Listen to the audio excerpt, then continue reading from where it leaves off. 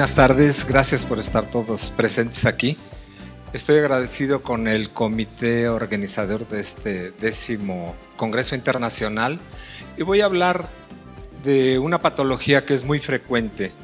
Es el pie equinovaro. No tengo conflicto de intereses, como también mencionaba el doctor Pedro.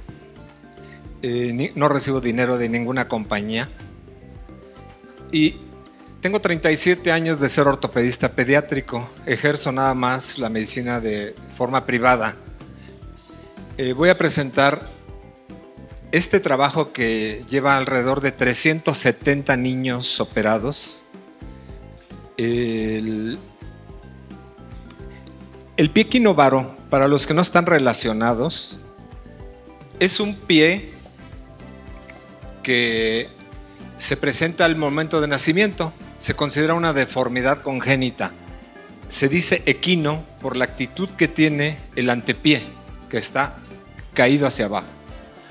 Una actitud de varo, de cabo y supino. El nombre es pie equinovaro,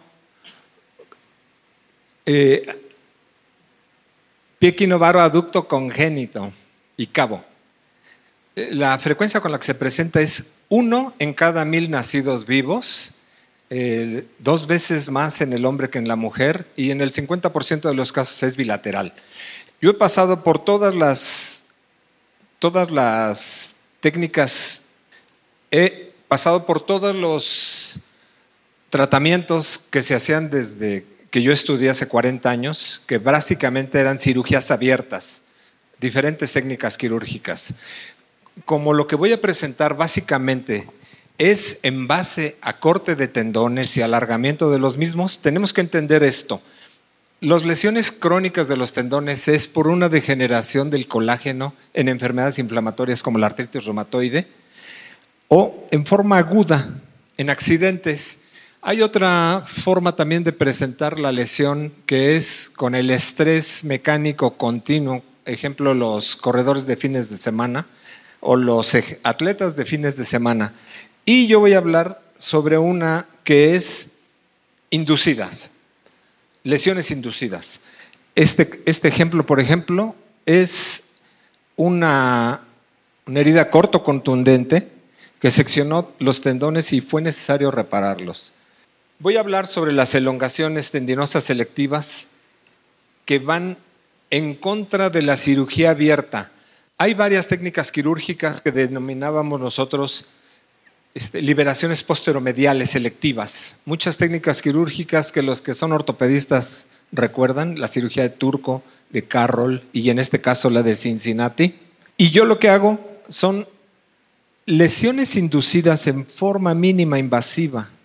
Uso bisturís que tienen 1 milímetro de ancho contra las lesiones masivas. ¿Cuál es la diferencia en esto? Lo voy a explicar en un momento. Esta es la biología de la reparación del tendón.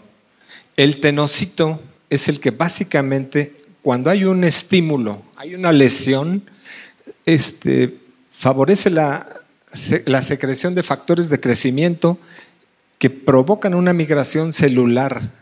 Esta migración básicamente son fibroblastos que vienen a secretar matriz extracelular, fibras de colágeno que después se trenzan entre ellas haciendo unas microfibrillas en forma de una hélice, tres microfibrillas que se van juntando y van haciendo fibras de colágeno, fascículos y finalmente forman los tendones.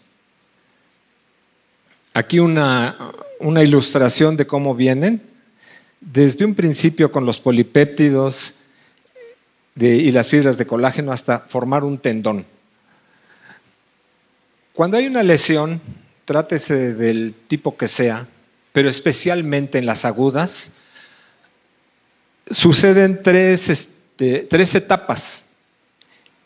Cuando fue el accidente o la cirugía, una etapa inflamatoria, luego viene una etapa de proliferación, celular y de remodelación, que está dividida en dos partes, consolidación y maduración. Estas etapas se conjuntan entre sí. Cuando hacemos una muy buena reparación, estamos esperando que esto se regenere en forma adecuada y que facilite la función posteriormente. Pero si esa cirugía fue mal hecha, va a haber complicaciones. En la etapa inicial, cuando hay una lesión, sucede la etapa inflamatoria, que hay una migración de plaquetas y liberación de factores de crecimiento que van a despertar un estímulo de atracción de células madre a reparar esto, con la consiguiente angiogénesis para que se lleve a cabo la regeneración del tendón. Mientras más chico el bebé, es más rápida la reparación.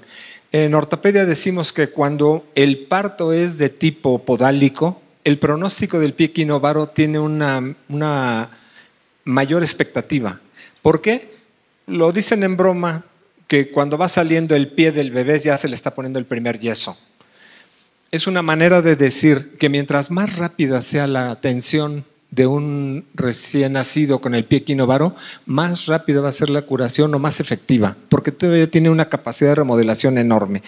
Después de la etapa de la inflamación, viene, en esta etapa de remodelación es cuando vienen todos los factores de crecimiento y se hace la síntesis de colágeno, aumenta el colágeno de tipo 3, que posteriormente se va a ir cambiando a colágeno de tipo 1, disminuye la vascularización, disminuye también la proliferación celular, porque si no daría unas cicatrices hipertróficas o queloides.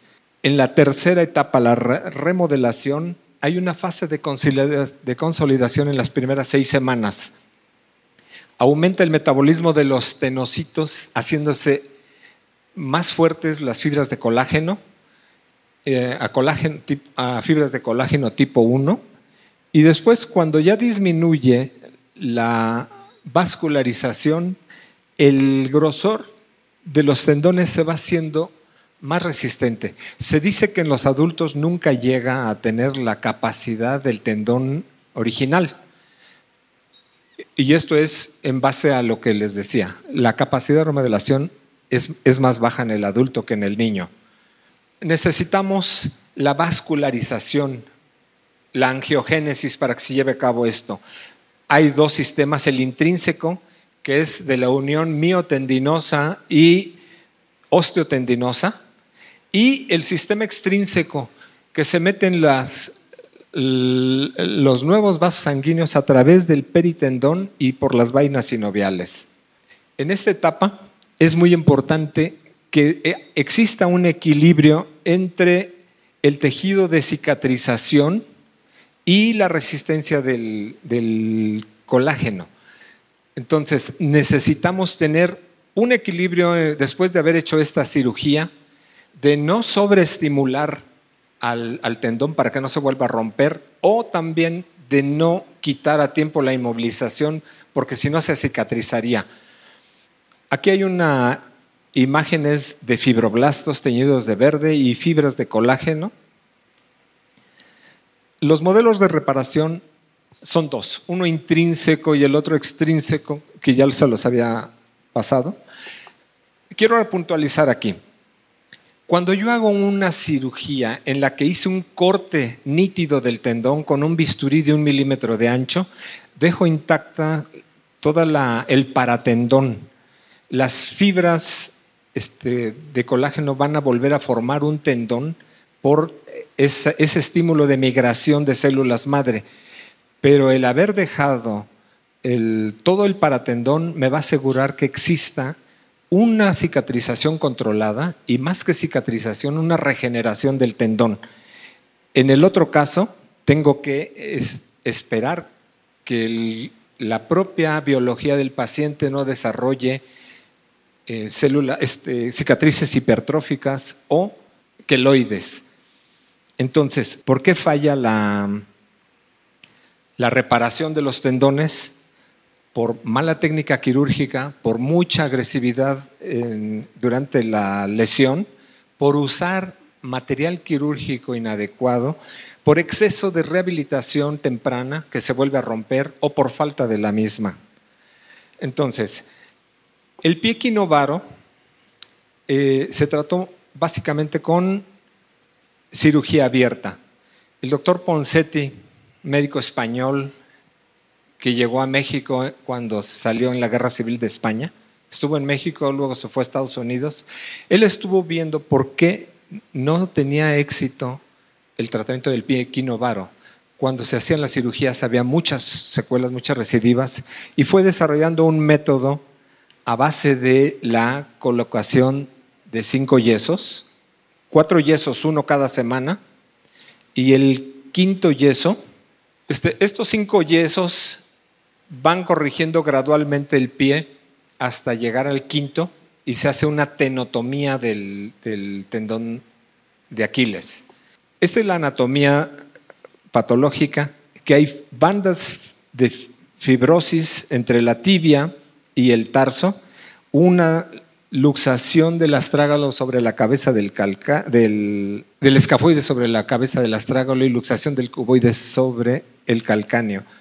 En estas imágenes tomadas del método de Ponseti se ve cómo con controles de resonancias magnéticas progresivos se va logrando la alineación del escafoides a su sitio y la corrección de la patología. Yo confieso que tengo 30 y tantos años haciendo un método alterno, porque el método de Ponseti, si no se lleva a cabo bien, tiene un alto riesgo de recidiva. ¿En dónde recidiva? En los primeros 5 semanas quedó muy bien el bebé, pero estamos hablando de un bebé de 1 mes de edad o de 2 meses, y hay que cuidar la corrección hasta los siguientes 4 años con ortesis y con aparatos ortopédicos. El 80% de los casos se sucede en niños muy pobres. Entonces tuve que desarrollar esto. Con anestesia local, infiltro el tendón de Aquiles y hago el corte nítido. Como yo no tenía oportunidad de estar volviendo a hacer repeticiones del método, tuve que desarrollar otra técnica en la que agregué una tenotomía al primer aductor, alargamiento del tendón tibial posterior, flexor común de los dedos y flexor propio del primer dedo, y una fasciotomía plantar. Aquí está en el postoperatorio inmediato con la corrección. Les coloco un yeso, 4 semanas. Este yeso lo quito en la 4ª semana, con sierra lo corto y este molde lo mando a hacer en polipropileno con bandas de velcro. Posteriormente conservo esas correcciones con estas bandas. Son unas bandas elásticas desrotadoras que se las pongo así. Aparte de que me corrigen la actitud de la marcha intraversa, aquí tengo una niña cómo está caminando. Y finalmente, pacientes corregidos después de 27 años, prácticamente no se les nota nada. Actualmente tengo 370 casos aproximadamente, más o menos porque tendría que volver a hacer la revisión, pero con unos resultados increíbles. Y este es lo que dio la pauta a desarrollar la otra parte de la cirugía de multinivel en la parálisis cerebral infantil espástica. Muchas gracias por su atención.